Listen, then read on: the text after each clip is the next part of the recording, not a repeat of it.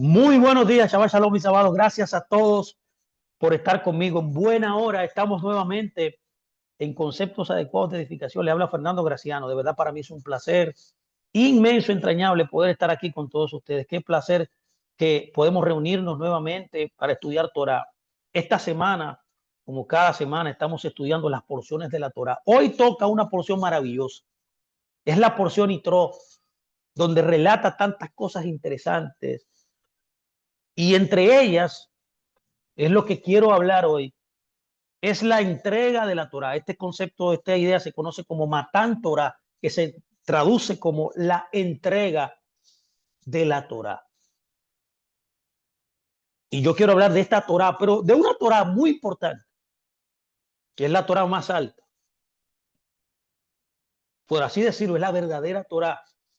Y es la Torah de Mashiach.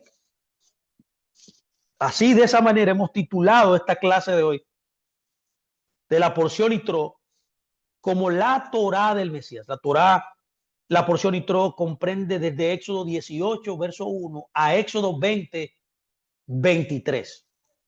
En su segunda lectura pública se lee el libro de Isaías 6, 1 al capítulo 7, 6. Y en el Brit Hadashah, como tercera lectura, se estudia Mateo 5. Y es aquí donde nosotros podemos entonces podemos introducirnos en estas verdades maravillosas en esta semana. Espero que usted lo haya hecho, que haya estudiado a profundidad, con dedicación, estas porciones bíblicas para su crecimiento personal. Así que permítame decir lo siguiente, lo que dice en apertura de esta enseñanza de hoy, que reitero, le hemos llamado la Torah del Mesías, lo que dice el libro de Coelet Rabá, en el capítulo 1, 11, verso 7. Coelet Rabá es un comentario rabínico del libro de Coelet, en el capítulo 11, verso 7, que dice lo siguiente. Escuche qué dice. La Torah que un hombre aprende en este mundo, escuche bien la frase, es vanidad. Wow. La Torah que el hombre aprende, usted puede durar 50,000 años, por así decirlo, de manera hipotética, ya que nadie puede durar por 50,000 años, 120 años, estudiando Torah. Y esa Torah es vanidad en comparación con la Torah del Mesías. En otras palabras, fin de la cita. En otras palabras, ¿cuál es el mayor nivel de Torah que existe? Lo que está tratando de decir este comentario es que la Torah del Mesías es la Torah más importante que usted va a estudiar y oír en su vida. Y qué privilegio tenemos que nuestro Mashiach es el originador de esta Torah. Es la Torah más profunda, la que llega al alma, la que profundiza en su ser más íntimo, la que se introduce en su alma más profunda y hace de Bekut y conexión con el Creador, buscando la intención de todas las cosas. Usted cuando estudia Torah de Mashiach, que es la Torah más alta que usted va a recibir, se está adentrando en un campo de profundidad, de algo que es abstracto, pero que se le revela y se le inculca y se le marca en su alma más profunda, que lo introduce en un mundo usted de acción total en obediencia a esa Torah que recibió. Miren, la Parashá Yitro, la Torah es revelada a Israel en el monte Sinai, usted lo sabe.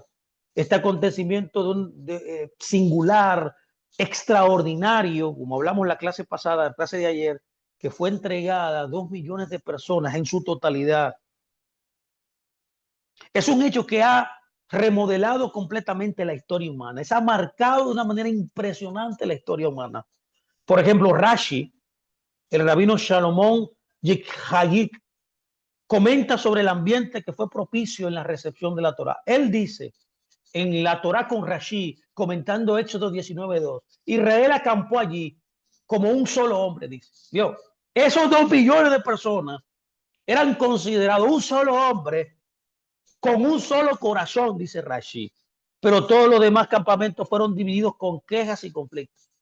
En otras palabras, el pueblo estaba unido, Cuando el pueblo recibió Torá, era un solo hombre, estaban en una expresión de unicidad. Y esto proporcionaba un ambiente en el que la revelación podía llegar. Esto proporcionaba un medio ambiente propicio para que Dios se revelara como Él es. De igual manera, eso es relatado de una manera similar, es relatado en el libro de los Hechos, capítulo 2, cuando nos dice el versículo 1, cuando llegó el día de Pentecostés, estaban todos unánimes juntos.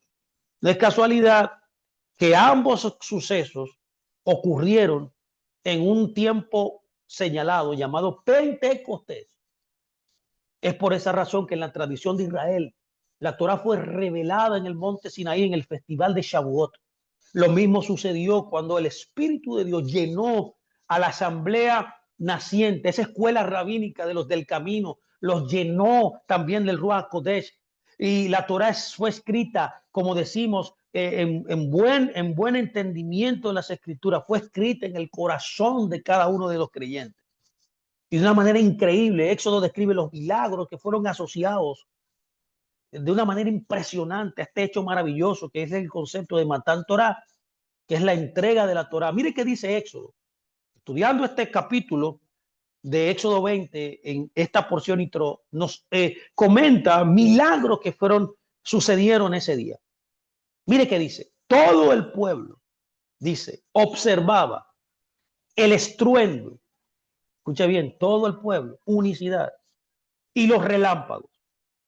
Note que todos estaban observando el estruendo y los relámpagos y el sonido de shofar y en el monte que humeaba y viéndolo el pueblo. Vio, aquí usa dos verbos importantes. Dice el verbo observar y luego dice el verbo ver. Y temblaron y se pusieron de lejos.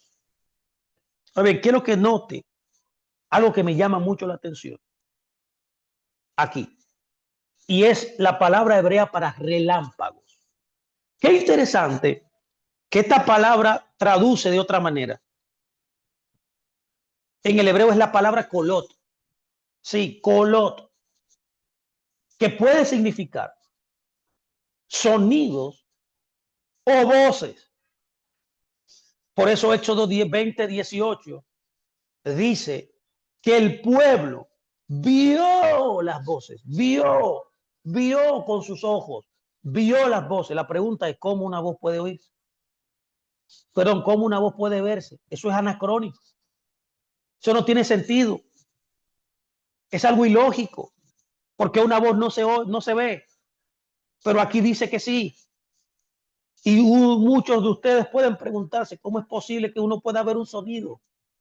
Bueno, para eso está el mundo del Midrash.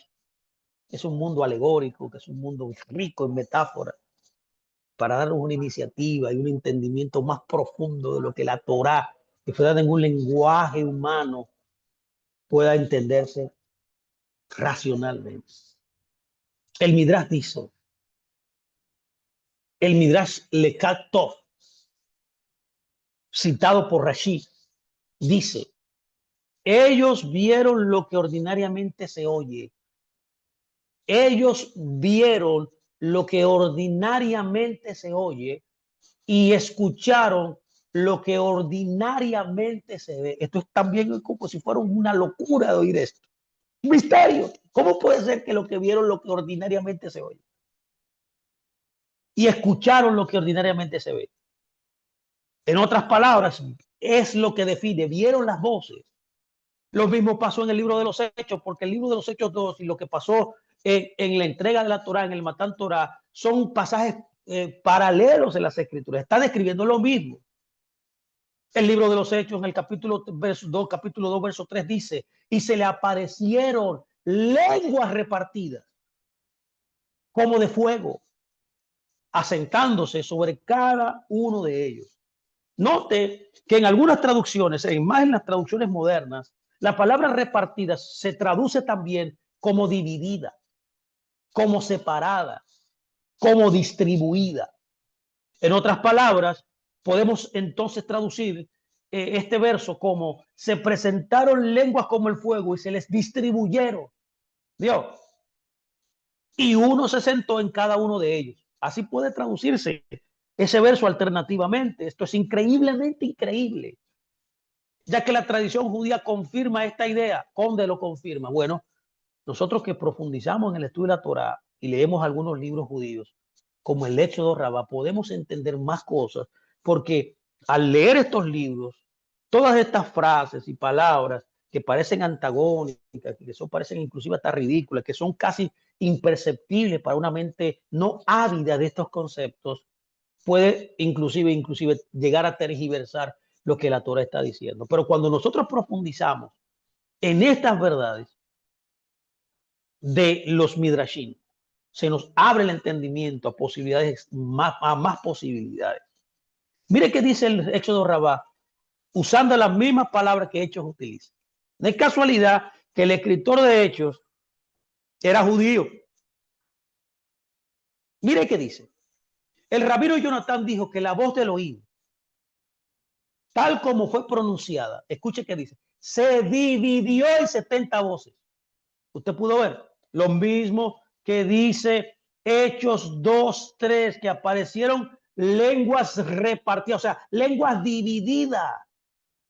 Lo mismo que dice Éxodo Rabá, que la voz de Dios se dividió en 70 voces, en 70 idiomas, para que todas las naciones comprendieran. De ahí el Midrash que enseña.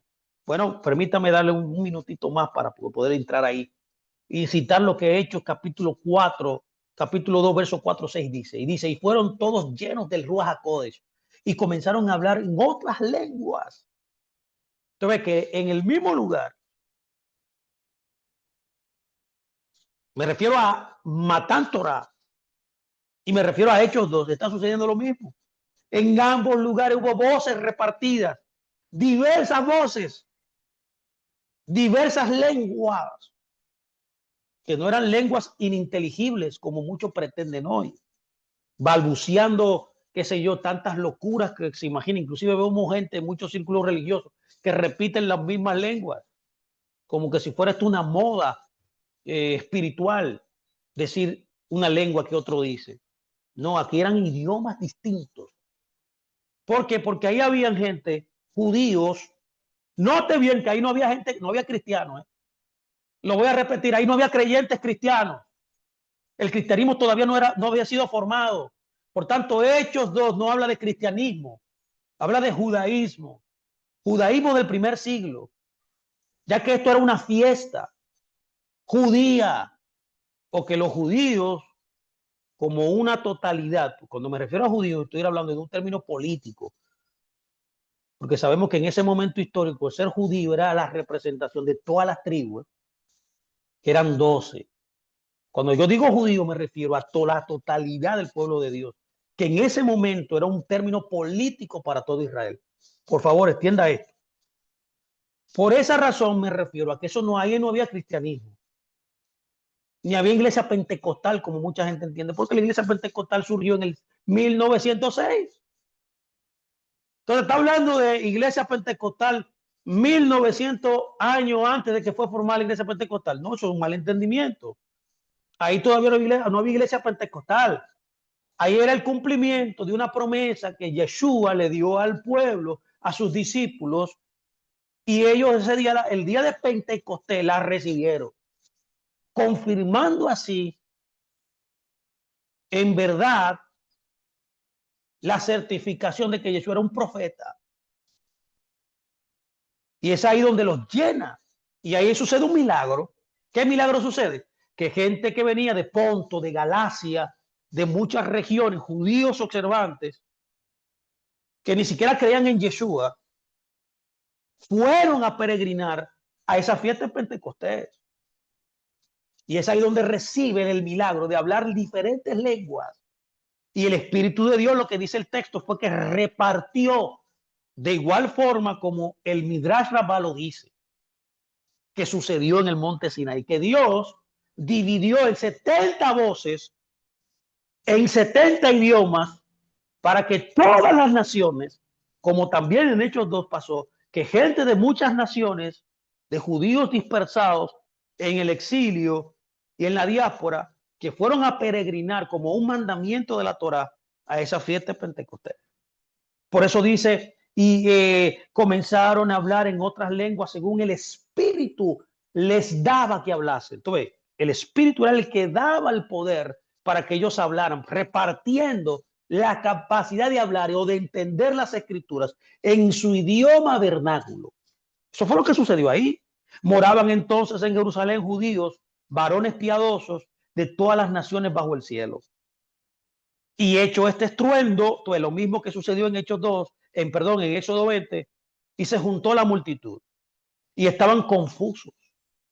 Claro que estaban confusos. ¿Cómo puede ser que yo pudiera entender en el idioma que yo hablaba lo que hablaba otro? Impresionante. Eso es un milagro. Porque cada uno, te dice el texto, les oí hablar en su propia lengua. Entonces, que mientras el que predicaba o enseñaba en ese día hablaba, yo que venía de Ponto, de Galacia, lo podía entender en mi idioma. Si yo era de Ponto, lo extendía en Ponto. Si yo era de Galacia, lo entendía en el idioma de Galacia. Si yo era, qué sé yo, por así decirlo, galés, lo entendía en galés. Si yo era chino, lo entendía en chino. Ese fue el milagro que sucedió ahí. ¿Me sigue? Note que hay una nota importante que hay que recordar. Porque dentro del Midrash Rabbah hay sorprendentes paralelos del Matán Torah y de lo que sucedió en Hechos. Cuando Elohim dio la Torah en el Sinaí, dice el Éxodo Rabbah 5:9, él mostró maravillas incalculables a Israel con su voz. ¿Qué pasó? Elohim habló, escuche bien, y la voz resonó en todo el mundo. Dice, y todo el pueblo persiguió los truenos, citando Éxodo 20:18. Note que no dice el trueno. Trueno en hebreo es kol, sino que dice truenos en plural, que es kolot. Por lo tanto, el rabino Jonatán dijo que la voz de Dios, tal como fue pronunciada, se dividió en 70 voces, en 70 idiomas, para que todas las naciones comprendieran. Cuando cada nación escuchó la voz de su propio vernáculo, o sea, su idioma original. Entonces, que es lo mismo que pasó en Hechos, sus almas se fueron, salvo Israel que escuchó, pero no fueron heridos. Esto es tremendo, increíblemente poderoso lo que dice el Midrash Rabbah. Note, por favor, más lo que dice Éxodo 32:28. Dice, y cayeron del pueblo en aquel día como 3,000 hombres. Note, por favor, que lo que parece ahí en Hechos 32 como información legítima es que ese día que relata Hechos 32 murieron 3,000 hombres. Qué interesante que en el libro de los Hechos, que no es casualidad, Dios hizo un tikkun, que significa una reparación, y fue hecha ahí en el libro de los Hechos. ¿Por qué yo digo eso? Porque en el libro de los Hechos 2:41 dice, así que los que recibieron su palabra fueron bautizados y se añadieron aquel día 3,000 personas. ¿Cree usted que esto es casualidad? Que en Éxodo 32:28 cayeron 3,000 y que en el libro de Éxodo, Hechos 2:41, los que recibieron la palabra y fueron bautizados fueron 3,000 también. No, no es casualidad. Esto se conoce dentro de la cultura del libro como un tikkun, una reparación, una restauración. Es por esa razón que la restauración de un lenguaje que todos puedan comprender es una inversión de la maldición de la Torre de Babel. Lo que sucedió en la Torre de Babel fue una degeneración para que la gente no entendiera a Dios. Es por eso que Génesis 11, relatando esto, dice, tenían entonces toda la tierra una sola lengua y una misma palabra. Y aconteció que cuando salieron del oriente, o sea, cuando se desconectaron de Dios, todos los problemas del ser humano siempre van a venir cuando se aleja de Dios. Y hallaron una llanura en la tierra de Sinar y se establecieron allí. Y se dijeron unos a otros, vamos, hagamos ladrillos y posámoslos con fuego. Y les sirvió el ladrillo en lugar de piedra y el asfalto en lugar de mezcla. O sea, usaron elementos creados por el hombre en contraste con los elementos que Dios había creado en la naturaleza. O sea, era una independencia total de Dios. Cuando tú te alejas de Dios, te haces independiente de Él. Y dijeron, vamos, edifiquemos una ciudad y una torre cuya cúspide llega al cielo. Y hagamos un nombre, por si fuéramos esparcidos sobre la faz de la tierra. Y descendió Hashem para ver la ciudad y la torre. Y que edificaron los hijos de los hombres. Y dijo Hashem, he aquí, el pueblo es uno. Y todos estos vinieron, hablaron, tienen un solo lenguaje. Y han comenzado la obra. Y nada les hará desistir ahora de lo que han pensado hacer. Ahora pues, descendamos y confundamos allí su lengua, para que ninguno entienda el que habla de su compañero. Así los esparció Hashem desde allí sobre la faz de toda la tierra y dejaron de edificar la ciudad. Usted ve que esta acción divina es una maldición que Dios trajo por las personas separarse de Él, independizarse de Él y sobre todo luego querer usurpar la posición de preeminencia que Dios tenía en el cielo. Es un delirio total. Oye, cuando te alejas de Dios, te conviertes te engañas tú mismo y comienzas a accionar y a hacer cosas que no tienen nada que ver con lo que Dios ha demandado para ti en esta existencia. Por eso vemos entonces que aquí hay una restauración. Lo que pasó en Hechos es una restauración de las maldiciones que Dios había establecido ya previamente en la Torá.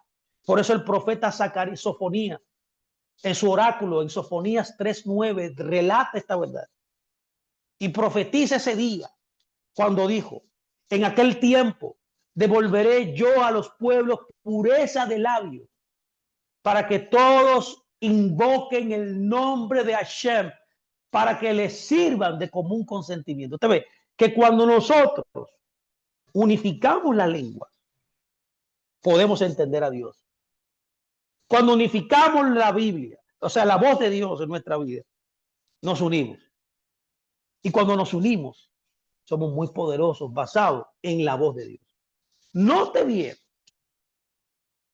la total conexión que existe en estos hechos del Matán Torah, que relata la porción Yitro, y lo que sucedió en Hechos. Ahora bien, ¿por qué Dios dio estas tablas? Bueno, es el tema que quiero hablar hoy. Estas tablas no son arbitrarias, no son imposiciones divinas. Estas tablas fueron entregadas, estas palabras fueron entregadas para que tú y yo pudiéramos vivir en libertad. En otras palabras, estas tablas estaban imbuidas de libertad. Dios había escrito la libertad del ser humano. Es por esa razón que en Éxodo dice, Éxodo 32:16, y las tablas eran obra de Elohim. Y la escritura era escritura de Elohim. Ay, Dios. Grabada. La palabra Harut se utiliza aquí. Digo, ¿qué palabra? Sobre las tablas. Escucha bien estas palabras. Son palabras mayores que está usando. Lo voy a repetir. Mire, meditar este verso es impresionante. Poder atraer todas las palabras que utiliza este verso, que fueron magistralmente colocadas ahí para poder nosotros entender y poder nosotros llenarnos de este espíritu maravilloso de la libertad que Él da. Porque la verdadera libertad es cuando Dios escribe con su propio dedo su palabra, que es la obra de Dios. Escuche, la obra de Elohim es escribir su palabra en tus tablas de tu corazón. Por eso utiliza la palabra Harut. Note, por favor, que la palabra utilizada estratégicamente aquí, la palabra Harut, que es grabada, también puede leerse como libertad. Ay, qué lindo es esto. Lo que Dios graba o lo que grabó en esas tablas, pues nuestra libertad. Por eso el Tratado de los Padres, el Pirkei Avot, en el capítulo 2, perdón, el capítulo 6, verso 2 nos dice, dijo el rabino Yehoshua, hijo de Leví, este dice, citando Éxodo 32, 16, y las tablas son la obra de Dios. Y la escritura es la escritura de Elohim grabada en las tablas. Y dice él, no debe leerse grabada, que es Harut, sino que debe leerse Jairut, que es libertad. Porque no hay individuo libre. Escuche esto, por favor. Yo quiero que usted se lleve esto. No hay nadie que sea libre, dice, excepto para el que se ocupa en el estudio de la Torá. Tu libertad y mi libertad es el estudio de Torá. Y qué difícil es poder llevar a una persona que se convierta en un estudiante de Torá. Mire, yo que tengo muchos años en esto, es difícil esto. Que una sola persona se convierta en un estudiante de Torah, una sola. Porque si uno se convierte, ya salvaste el mundo entero. Porque una persona es un mundo completo. Esta tradición es aparentemente citada por Santiago, mi amado, y Jacob, que es el hermano de Yeshua. Cuando en Santiago 1:25 él dijo esto, lo repitió. Usted que no me está creyendo, él lo dijo ahí. Él dijo, el que mira atentamente la Torah perfecta, la de la libertad, ¿lo oyó? ¿Cómo puede venir alguien a decirme que la Torah es esclavitud? ¿Cómo alguien puede decirme que la Torah vino a destruir mi vida, a esclavizarme? ¿Cómo puede decir alguien que la Torah fue quitada? Es contrario a lo que dice la Biblia, a lo que dice la tradición judía, a lo que dice el libro de la Torah. Esa misma Torah, que es nuestra libertad, dice que ella vino y fue entregada para que tú y yo seamos libres. Como hay maestros que por muchos años te han enseñado a ti y me han enseñado a mí que la Torah es irrelevante para mí. Totalmente falso. Estamos descubriendo aquí con evidencia de que la Biblia, la Torah, es la libertad del ser humano. El que mira atentamente le llama la Torah perfecta, Shelema, la de la libertad. Y mire qué dice él, y persevera en ella. Ah, no, que yo duré un año sirviendo a Dios en la Torah, pero me cansé. Ah, no, que perdí mi trabajo y me retiré. Ahora fue de que comencé en la Torah, se me cayeron todos los palitos, tuve todos los problemas del mundo. No, aquí dice, el que persevera, no siendo oidor olvidadizo, escucha Santiago, sino hacedor de la obra, este será bendito en lo que hace. Pregunto aquí, conforme a lo que dice Santiago, vamos a analizar esto. ¿Cómo usted es bendecido? Bueno, Santiago dice que cuando usted toma la Torah, la de la libertad, la Torah perfecta, y persevera en ella, no se olvida de sus palabras. Sí, en la prueba, en la necesidad, en la enfermedad, en el problema marital, en el problema conyugal, en el problema migratorio. No te olvides de Dios. No te alejes de Él por esas contingencias del momento. Él dice, no te olvides de Dios. Persevera. Y ahí Él dice, y te convierte en un hacedor de esa palabra, en esa adversidad. Ahí vendrá la bendición de Dios. Eso es lo que dice él. El Zohar, un libro emblemático del pueblo de Israel, comenta en el nivel más profundo el significado de este concepto. Por favor, escúcheme aquí. Mire qué dice el Zohar. Por lo tanto, la escritura proclama, las tablas eran la obra de Dios desde el tiempo en que el mundo todavía estaba bajo la égida del nombre de Elohim, antes de que el Shabbat hubiera entrado. La escritura también era la escritura de Dios. Y aquí usa una frase increíble, dice, fuego negro sobre fuego blanco. Esto tiene que usted subrayarlo aquí y escribirlo en un papel rápidamente para poder, vamos a analizar este tema ahora. Oye, ¿qué dice el Zohar? Fuego negro sobre fuego blanco. ¿Por qué dice así? ¿A qué se refiere? Bueno, esperemos unos minutos y le voy a explicar. Y dice, y fue Jarut grabado porque el jubileo, que es el tiempo de liberación, proclama la libertad. Y de ahí, entre paréntesis, dice el Zohar, herencia a todos los mundos. Esto es lo increíble. Este es el tema de hoy. Lo que estoy hablando hoy es que la libertad es tu herencia. La libertad, para eso fuiste tú llamado y creado. Esa es la esencia de todo lo que hacemos. Que seas libre. Tú no puedes permitir que nada te esclavice. Tú no puedes proliferar, vender, vivir en esclavitud, porque para eso no fuiste tú creado. Nada te puede subyugar, nadie te puede aprisionar en este mundo, inclusive tú mismo, tus propias ideas, tus propios sentimientos. Tienes que trabajar eso, tienes que vencerlo y entrar en la libertad para lo que fuiste llamado como tu herencia. Es por esa razón que a menudo se enseña, lamentablemente, que la Torah es esclavitud. Pero ¿qué tontería es esta? Esto solo es cierto si se interpreta mal. Cuando interpretamos mal y cuando no obedecemos lo que ella dice, sí, ahí sí es esclavitud. Y se aplica también cuando se aplica incorrectamente, porque estoy usando algo que fue destinado para un uso específico, lo malutilizo. Y traigo entonces despropósito a lo que tenía propósito para mí de beneficiarme. Israel no llegó a ser libre cuando salieron de Egipto. Lo he dicho 1000 veces. Se vuelven verdaderamente libres cuando aceptan el yugo de la Torá y aplican la Torá. ¿Por qué, Fernando? ¿Y por qué es esto? ¿Por qué tú eres tan enfático aquí? Porque la Torá es libertad. Jesús mismo lo dijo. Aprendan de mí que soy manso y humilde de corazón. Mi yugo es fácil. O sea, en otras palabras, digo, lo que hago en obedecer a Dios es fácil. Yugo es un hebraísmo que significa obediencia a la Torá. ¿Cómo lo sé? Bueno, porque eso es algo cultural del primer siglo.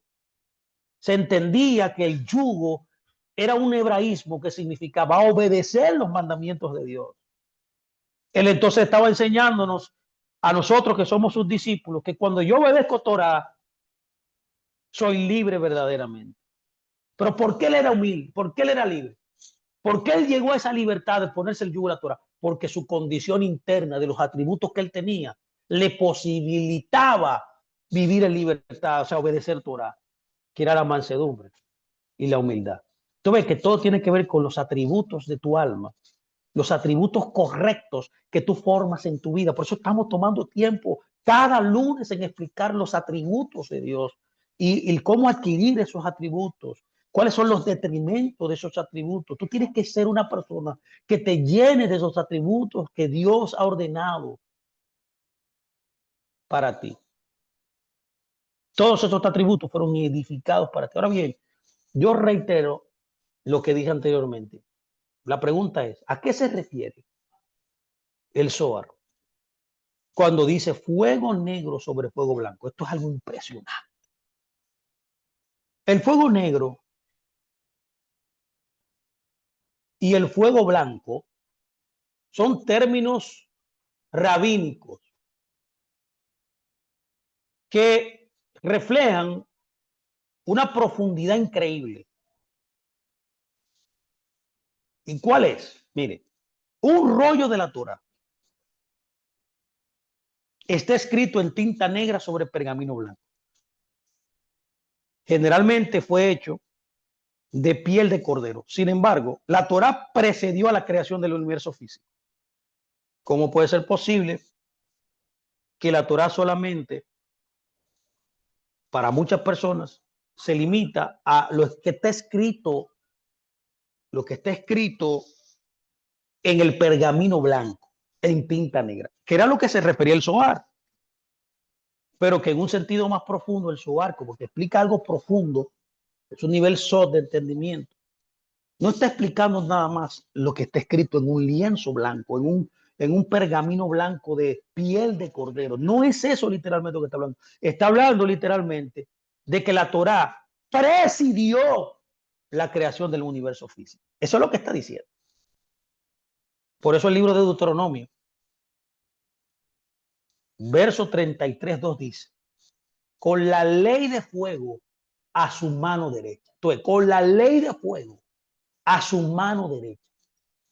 Por eso el Zohar comenta que la Torá fue escrita con fuego negro sobre fuego blanco. ¿Vio? La Torá fue escrita sobre fuego negro sobre fuego blanco. Ese concepto es sacado de la misma ley de Deuteronomio 33:2. Con la ley de fuego a su diestra. Note por favor que la palabra diestra aquí también es un hebraísmo. Es la palabra hebrea zeroá, que para los académicos, los estudiosos, tanto rabinos como cristianos, esa palabra literalmente es un término mesiánico. El brazo de Dios, la diestra. La diestra siempre en el judaísmo del primer siglo, del segundo templo, se entendía que era la bendición. Por eso todo comenzaba de mano derecha. ¿Se acuerda usted cuando él tiró la red? Él le dijo a Pedro, tira la red en el lado derecho. ¿Por qué? ¿Por qué no le dijo en el lado izquierdo? Porque se entendía que la diestra que representaba a Mashiach literalmente era la bendición. Era la mano que bendecía. Pero mire qué dice la enciclopedia judía. Nos aclara más esta idea. Lo voy a citar.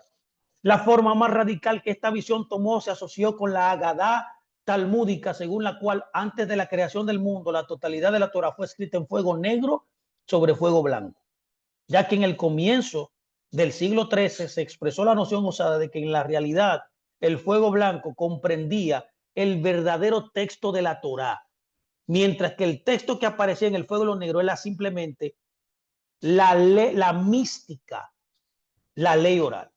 De aquí se desprende que la verdadera ley escrita se ha vuelto enteramente invisible a la percepción humana y actualmente está oculta en el pergamino blanco del rollo de la Torá.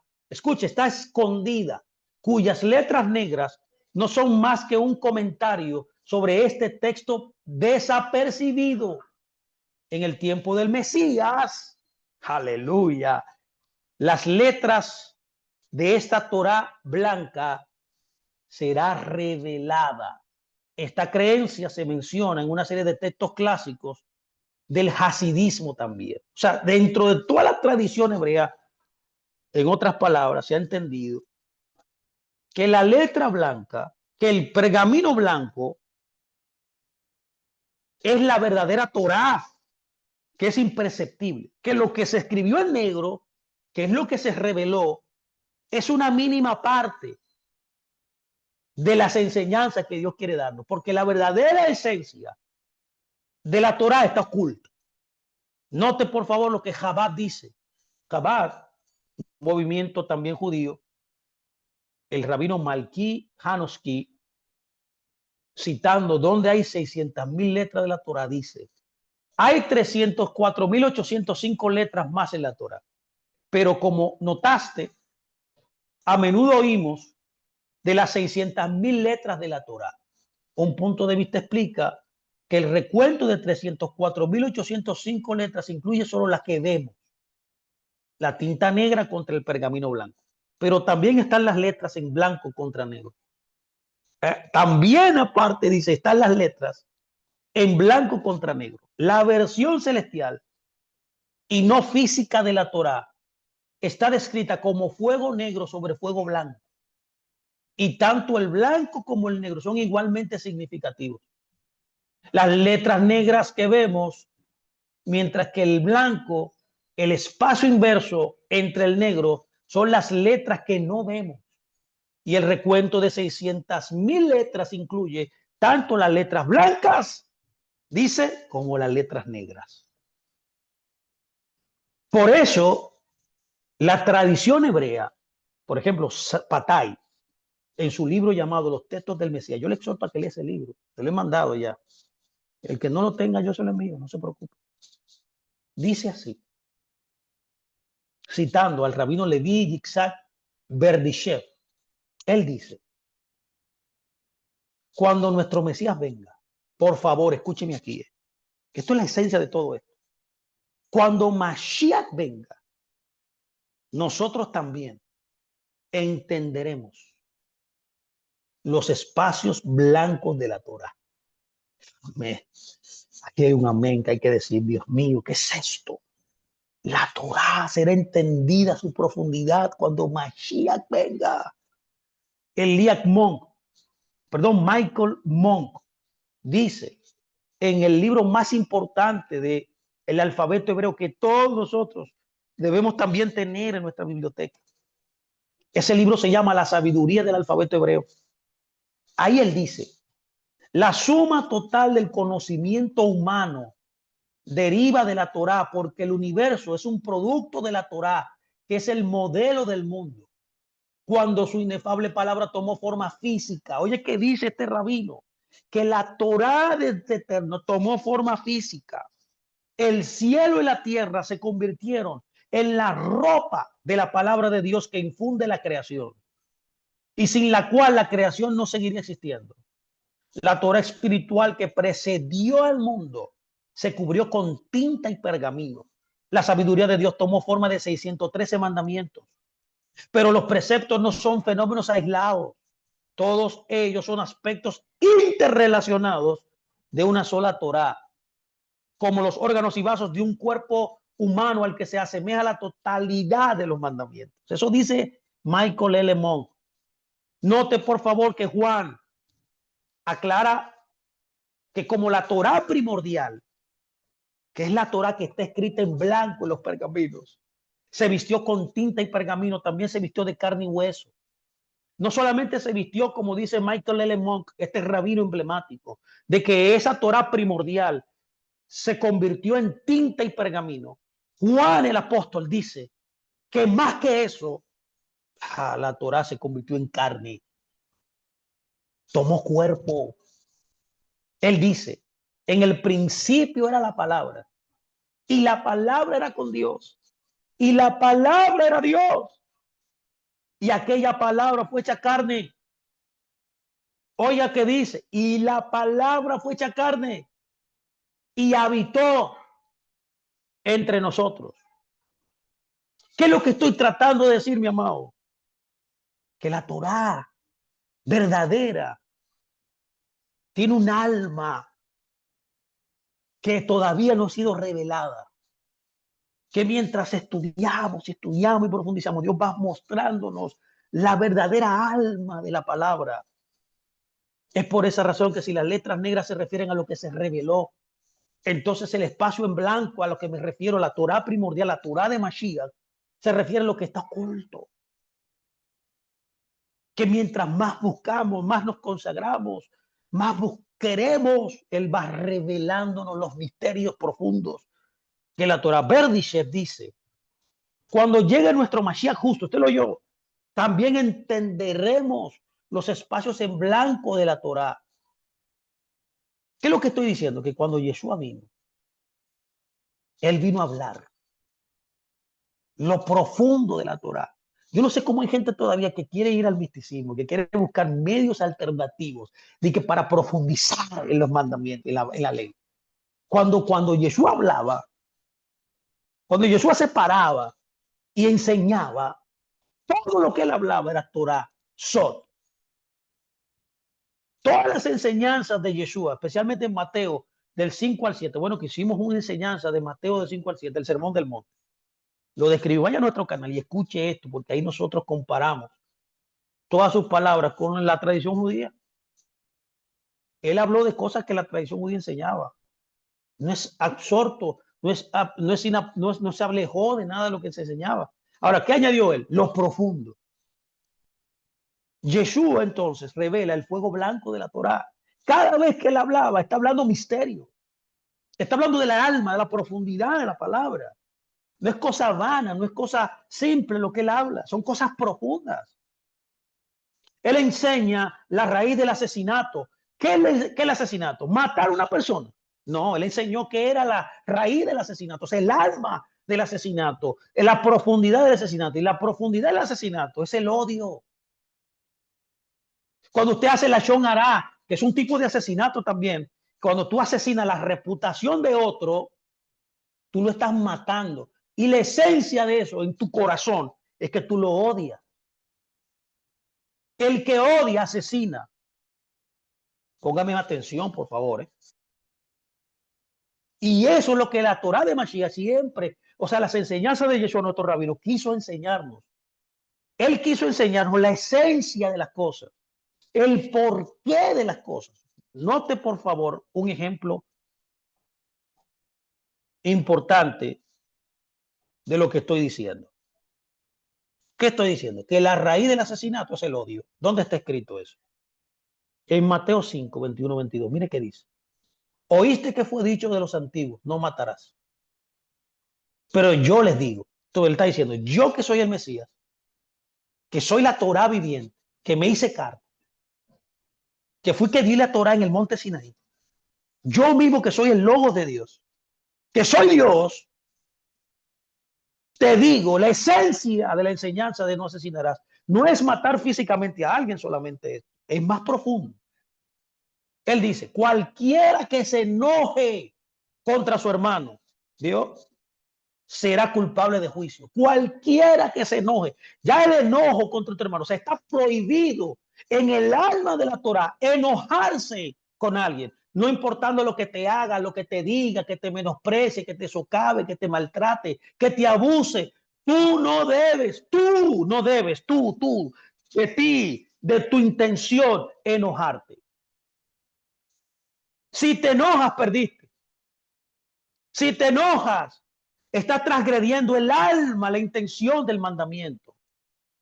Que físicamente se puede llegar a que tú lo asesines con un cuchillo, con una pistola, físicamente. Pero la esencia del asesinato físico es lo que está diciendo, es el enojo. Cuando tú permites que el enojo te llene por lo que te digan, te hagan, realmente no eres libre. Eso es lo que él está tratando de decir. Y él lo que vino fue a libertarte de la esencia que produce la violación del mandamiento, que es perceptible físicamente. Será culpable de juicio, dice, el que se enoja contra su hermano. Y cualquiera que diga necio, tú ves que ya el decirle necio es porque tú lo odias adentro. Barriga verde, todas las expresiones que nosotros usamos para denigrar a nuestros hermanos. ¿Cuál es el motivo? El enojo, el odio. De eso que habla la Torá del Mashiach. Por eso el que diga necio a su hermano será culpable en el concilio. Y cualquiera que diga fatuo quedará expuesto al infierno, al gueinón de fuego, dice él. Usted vio que él vino. Este es un ejemplo increíblemente importante para usted entender lo que yo estoy diciendo del principio hoy, que la Torah tiene una raíz y la raíz está en tu alma. Entonces los mandamientos, para que tú entiendas, son las visualizaciones de Dios de la condición humana. Por eso él legisló todos estos mandamientos, porque todos los mandamientos tienen que ver con el hombre, tanto internamente como externamente. La Torah legisla todo lo que tiene tu pensamiento y tus acciones y tus hablas y lo que hablas. Y todo esto tiene una motivación interna. Juan expone sobre este concepto. Juan también, en primera de Juan 3:15 y en el capítulo 4, versos 20 y 21, dice también lo mismo que Jesús enseñó. Bueno, tal como el maestro es el discípulo, él dijo, todo el que aborrece, escucha bien, está hablando del alma, de la causa por la cual nosotros hacemos todo lo que hacemos. Asesinamos, tanto moralmente, cuando chismeamos, decimos chismeamos de otro, cuando hablamos cosas sin información precisa, aunque sea verdad, tú no tienes derecho a hablar de otro. No.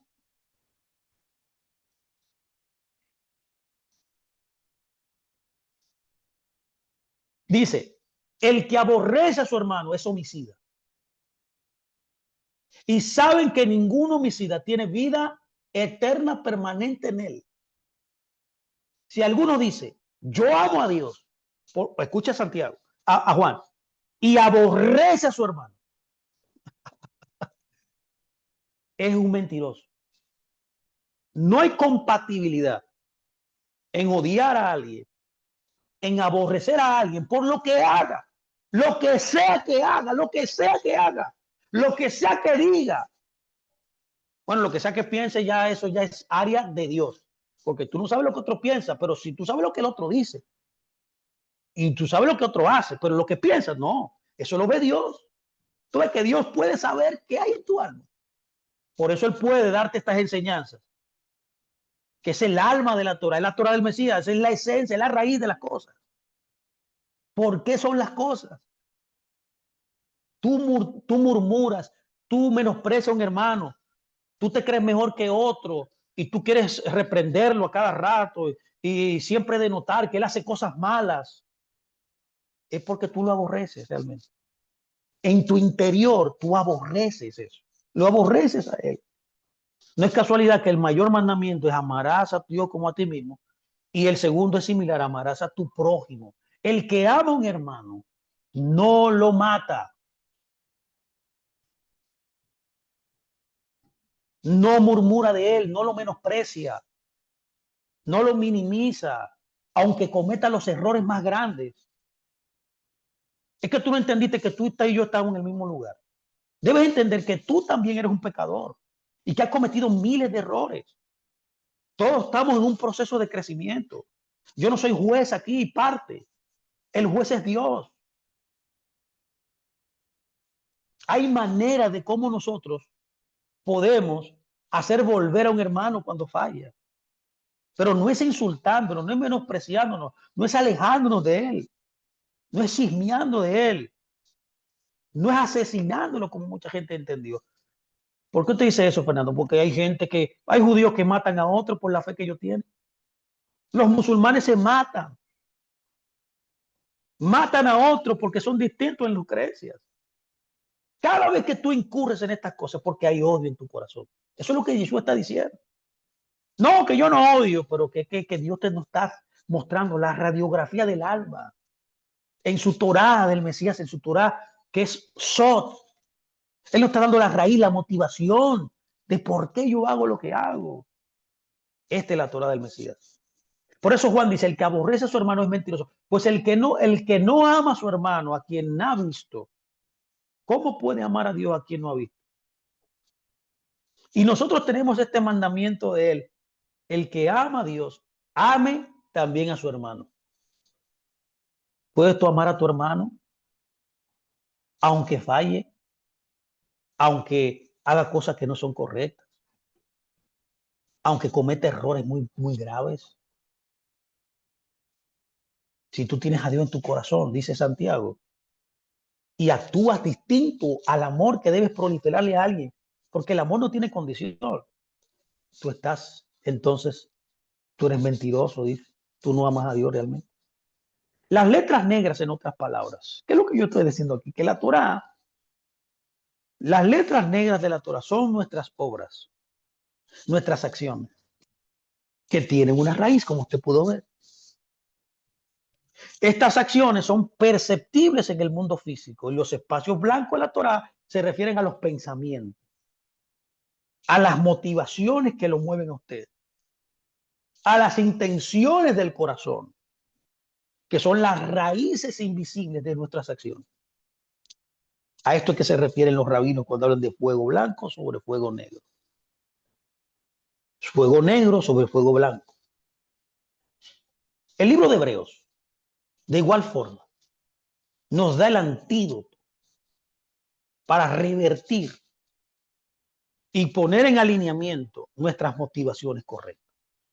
En Hebreos 4:12 dice que la palabra de Dios es viva y eficaz y más cortante que toda espada de dos filos y que penetra hasta partir el alma y el espíritu, las coyunturas y los tuétanos y discierne los pensamientos y las intenciones del corazón.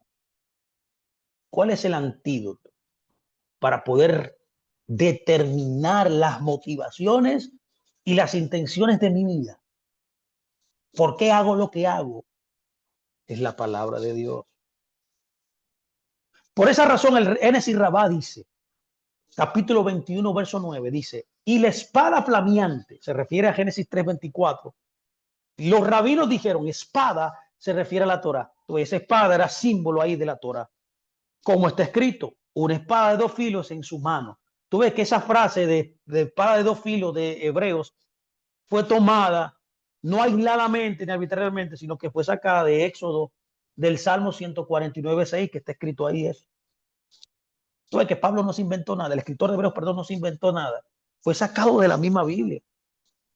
La espada de dos filos, en otras palabras, simplemente nos manda a no matar. No es eso que está diciendo. No matará, no es no matar. Simplemente, porque ese es el aspecto físico final, visible y perceptible de la acción. Lo que la palabra está enseñando realmente, como Yeshua nos está enseñando, es que nosotros debemos erradicar de nuestra alma la fuente del asesinato. Por ejemplo, si usted tiene un mal,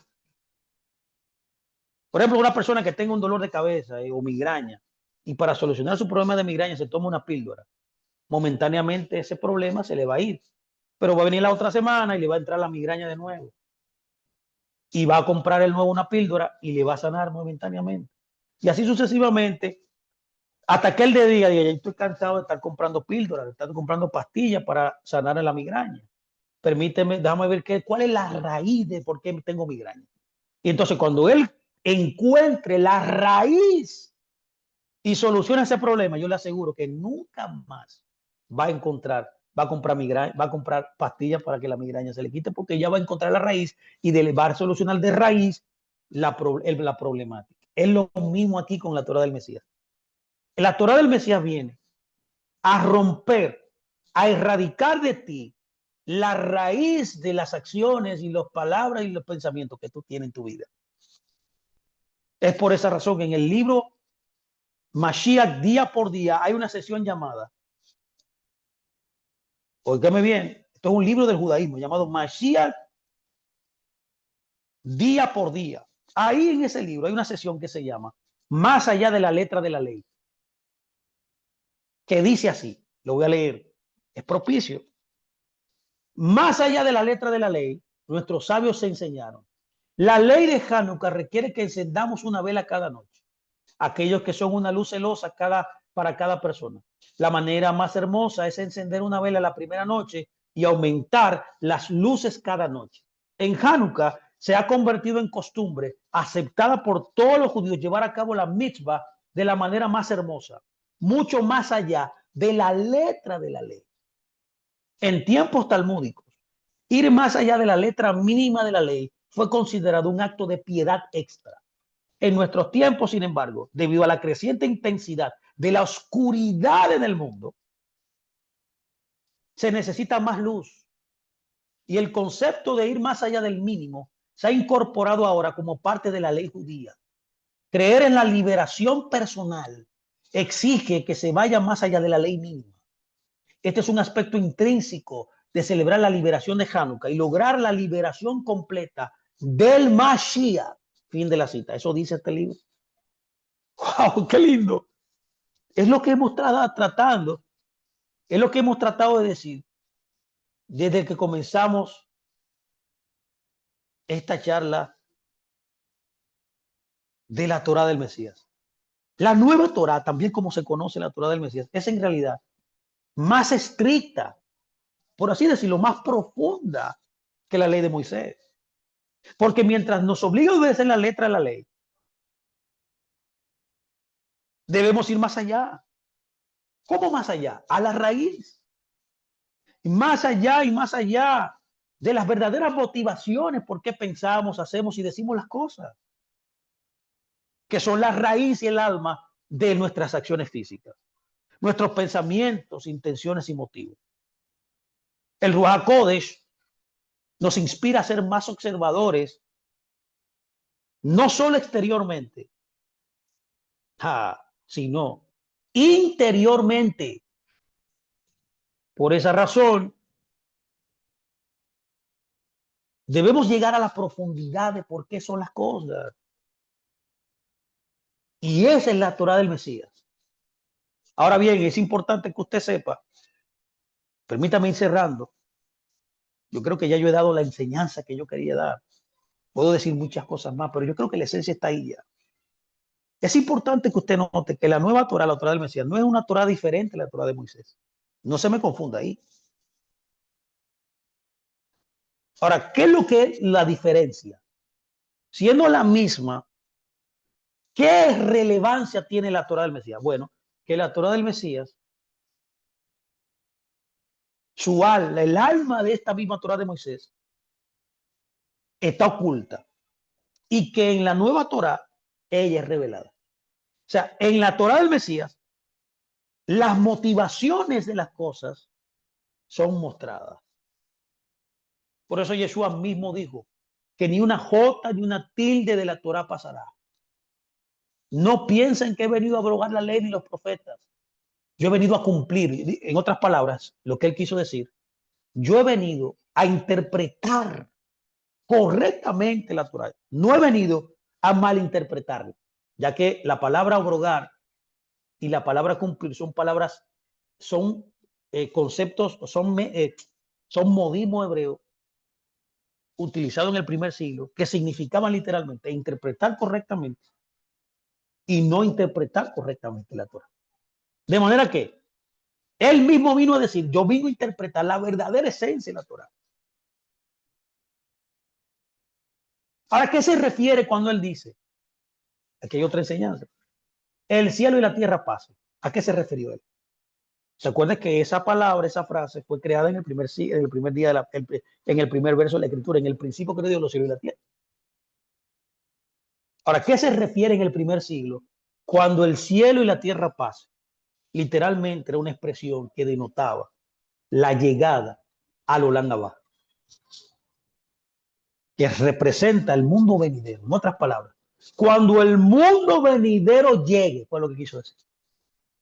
Entonces, la Torá de Dios y sus misterios y motivaciones seguirán siendo mostrados y revelados en nuestras vidas hasta que el cumplimiento del mundo venidero ocurra. Entonces la nueva Torá, la Torá del Mesías, será revelada en su máxima medida. No se terminará. En el Olam Abba seguirá Dios mostrándonos más profundidad de la Torá, porque cuando venga el mundo venidero, no vamos a estar de vacaciones nosotros, no, vamos a estar estudiando Torá también. En otras palabras, Shem usará la nueva Torá para crear los cielos y la tierra, para recrearlos, para volverla a restaurarlos a su esencia verdadera, a reorganizar todo como él pensó. Es por eso que Marcos 1 nos habla de la nueva Torá. Marcos 1:27 dice, y todos se asombraron de tal manera, escuche bien, que discutían entre sí diciendo, ¿qué es esto? ¿Qué nueva doctrina es esta? Oye, no entendía que con autoridad manda a los espíritus inmundos y le obedecen. Estaban oscuros de que era la Torah viviente que estaba delante de ellos, que era Yeshua. El Midrash Yemení o el Midrash Yemenita dice, en el futuro, el santo bendito es, sentará al Mesías en una escuela, en una yeshiva sobrenatural, y lo llamarán el Señor, como lo llaman al Creador. Escuche bien esto, a los que no creen que Él es el mismo. Y todos los que caminan en la tierra vendrán y se sentarán ante Él para escuchar, oye, ¿qué dice? Una nueva Torá y nuevos mandamientos y la profunda sabiduría que Él enseña a Israel. Y nadie que oiga una enseñanza de la boca de Mashiach jamás la olvidará. Eso dice el Midrash Yemenita. Eso es citado en los textos del Mesías de Rafael Patay. Por esa razón, también otro libro emblemático del rabino Jaim Kramer, resumiendo las enseñanzas del Rebbe Nachman de Breslov. Este libro, inclusive ni yo lo tengo, lo quisiera tener. Es un libro que yo quiero recomendarle a usted. Se llama Mashiach, quién, qué, por qué, cómo, dónde y cuándo. Lo escribió el rabino Jaim Kramer. Ahí dice algo importante, conectado a lo que estamos diciendo. Lo cito. Así como el nivel de Mashiach todavía no ha sido revelado. Usted ve. También el nivel de los misterios ocultos de la Torah todavía no han sido revelados. Este increíble nivel de misterios ocultos se llama la Torah Aticá Estimá, que significa Torah del antiguo culto, o simplemente la Torah de Atik, que se revelará en el futuro. A través de nuestra historia, la Torah de Atik ha sido ocultada con revelaciones raras hechas por nuestros profetas y sabios, como cuando precedían las días de Mashiach. Se le dio un sabor de la Torah de Atik. Ellos vislumbraron la nueva Torah, la cual será revelada en el futuro. Es la misma Torah que tenemos hoy, pero en su forma más profunda. Las mismas leyes se aplicarán. Ni una hijota, digo que usa la misma palabra que usa Juan, cambiará. Pero su aplicación a nuestra vida cotidiana traerá una comprensión mucho más profunda. Es posible degustar y experimentar esta Torah de Atik aún hoy. Orar con autosacrificio, mediante la cual la persona se niega totalmente ante Dios. Es conocido como Ishpashut Hagamishnut, que significa el derramamiento de la corporeidad. Eso dice este libro impresionante. Permítame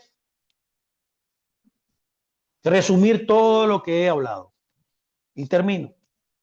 En los evangelios, Yeshua nos da una muestra de lo que va el mundo venidero. Él revela un mandamiento de fuego blanco. En Juan 13:34 él dice, que creo que es la esencia de todo lo que nosotros estamos diciendo hoy. Un mandamiento nuevo les doy, que se amen los unos a los otros, como yo los he amado, que también se amen los unos a los otros. ¿Escuchó? La esencia de todo lo que hacemos es amarnos, es el amor. No basta simplemente con no asesinar, no basta simplemente con no odiar, es más que eso. Uno debe amar. ¿Cómo debo amar, Fernando? Sin medida, sin motivo, sin exigencias. El amor es un estado permanente y el amor es acción. El amor es obediencia. El amor debe ser mi parte más importante, como dice Yeshua. Él dijo, si me aman, guarden mis mandamientos. En otras palabras, Yeshua revela que las 600,000 letras de la Torah están contenidas en una sola palabra, mis amados. Este fue el mensaje que él quiso darte. Y era que amaras a tu hermano, que amaras a Dios sobre todas las cosas. Esta palabra tiene la gematría del valor de 13, que enlaza con los 13 atributos de la misericordia de Dios que revela Éxodo 34. Note, por favor, que el número 13 es también la gematría de la palabra Ejad, que es unicidad. Cuando el pueblo era uno y cuando el pueblo se convierte en uno, la Torah es revelada y es donde el Espíritu de Dios puede habitar en medio nuestro. Esta es la Torah de Mashiach. Esta es la oración que hizo Mashiach. Y era que todos fuéramos uno en él, para que el mundo sepa que Hashem lo había enviado. Cuando esto suceda, Hashem será uno también y uno será su nombre. Y la esencia de amar a nuestro prójimo como nos amamos a nosotros mismos es amarnos como el Mesías nos amó. Nosotros debemos amarnos los unos a los otros, mis amados, con cada fibra de nuestro ser. Y así podemos nosotros hacer un Kiddush Hashem hasta llegar a la muerte, porque el amor conquista la muerte. El amor vence todo. ¿Por qué? Porque Hashem es amor. Y la Torah de la libertad, la esencia de ella es también el amor. Y Hashem y la Torah son uno. Y cuando nos amamos los unos a los otros, atraemos el Espíritu de Dios a este mundo. Y se nos da el sabor de la nueva Torah, del mundo venidero. Como Pablo dice en el libro de Gálatas. Y termino con esto. En Gálatas 6:2 dice, sobrellévense los unos las cargas de los otros. Y ahí él dice, y cumplan así la Torá del Mashiach. ¿Cuál es el cumplimiento de la Torá?